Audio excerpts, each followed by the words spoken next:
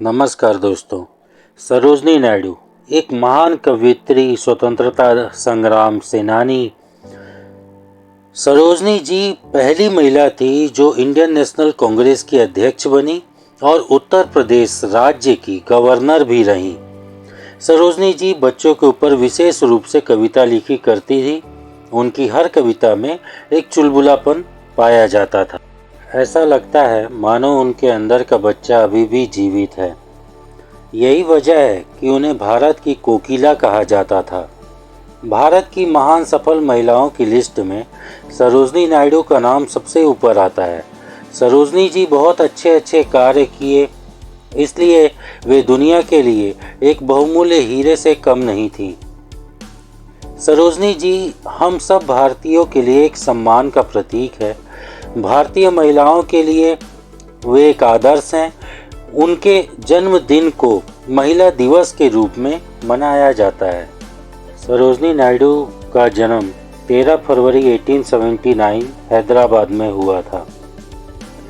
इनके माता का नाम वारद सुंदरी देवी और पिता का नाम डॉक्टर अघोरनाथ चट्टोपाध्याय था और इनके पति का नाम डॉक्टर गोविंद राजुलू नायडू था।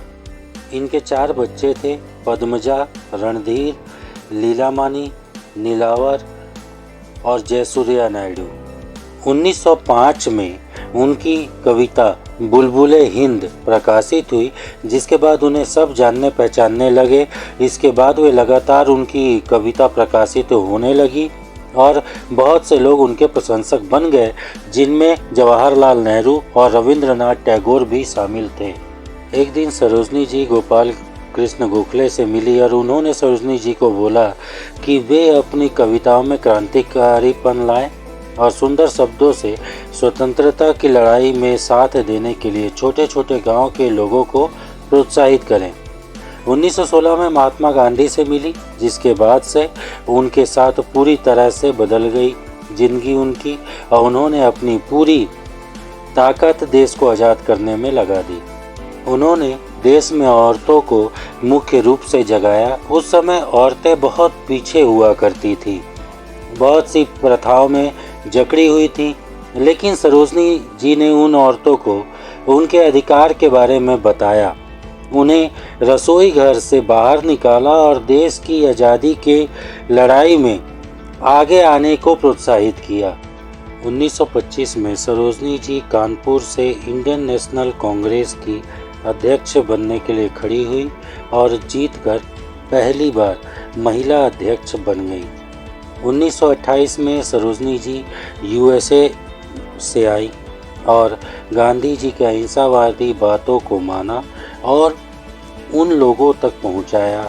1930 में सरोजनी जी ने गुजरात में गांधी जी के नमक सत्याग्रह में मुख्य भूमिका निभाई थी।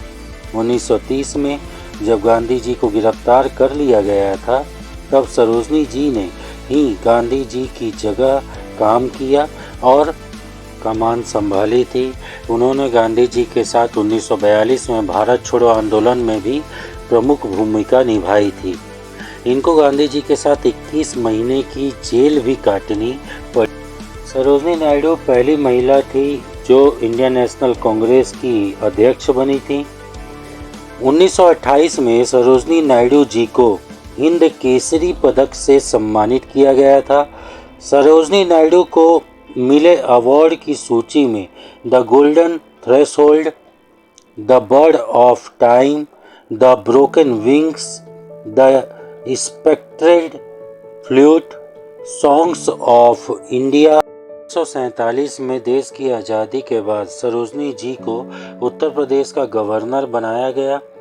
पहली महिला गवर्नर थी।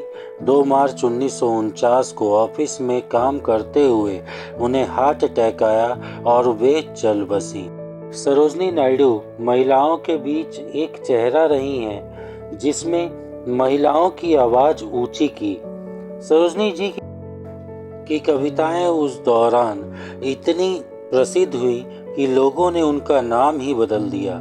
सरोजनी नायडू हमारे देश का एक बहुत ही चमका हुआ सितारा रही हैं, जिन्हें लोग आज भी सम्मान के साथ याद करते हैं। ऐसे ही महान शख्सियतों के बारे में कहानियाँ, उनका जीवन परिचय मैं आपके समक्ष लाते रहूँगा। आपका यह वीडियो देखने के लिए धन्यवाद।